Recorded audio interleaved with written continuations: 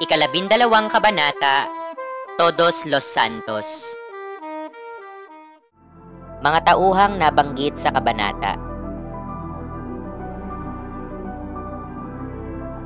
Talasalitaan.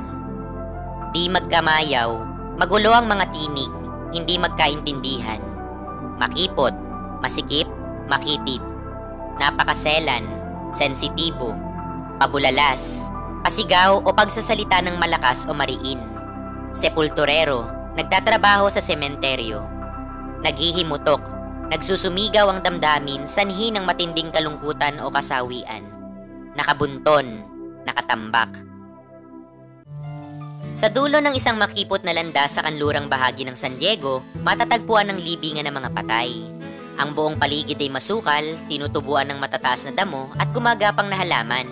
Tanging palamuti ng mga bangkay na nakahimlay roon. Sa gitna ng libingan, nakatayo ang isang malaking krus sa ibabaw ng bato at sa paanan nito ay nakatambak ang mga buto at bungo ng mga namayapa. Sa tabi ng isang halos gumuho ng pader, dalawang tao ang abala sa paghuhukay ng libingan. Ang isa ay isang batikang sepulturero, habang ang isa naman ay baguhan, panay ang dura at paghit-hit ng sigarilyo. Napakaselan mo naman! Kung kasama kita noon sa paghuhukay ng isang bangkay ng 20 araw pa lamang nalilibing, siguradong mas lalo kang mandidiri.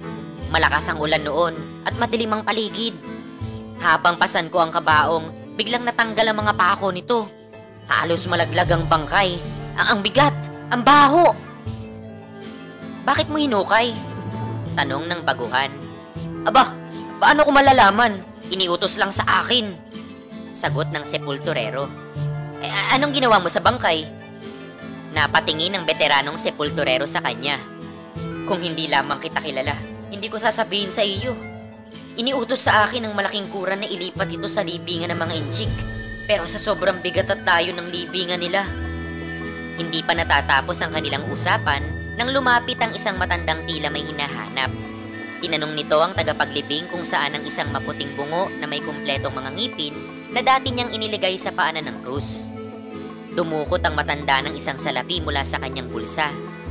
Ibibigay ko ito sa iyo at dadagdagan ko pa kung sasabihin mo sa akin kung saan iyon naroroon. Wala po ba roon? Kung wala roon, ibig sabihin wala na talaga. Pero kung ibibigay ninyo sa akin yan, bibigyan ko kayo ng iba. Napailing ang matanda. Katulad ka ng hinuhukay mo. Hindi mo alam kung anong itinatapon mo at hindi mo rin alam kung anong nilalamon mo. Habang papaalis, patuloy siyang bumubulong-bulong, tila may hinanakit.